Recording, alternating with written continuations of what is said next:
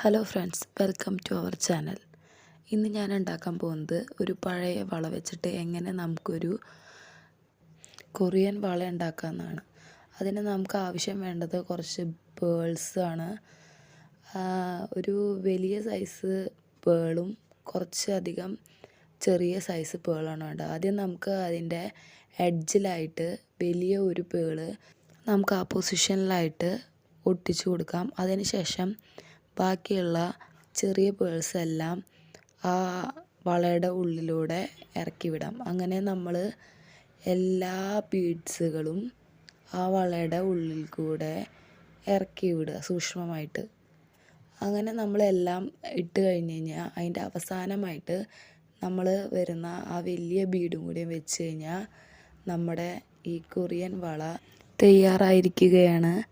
അപ്പോൾ എല്ലാവർക്കും ഇഷ്ടമായെന്ന് വിചാരിക്കുന്നു. എല്ലാവരും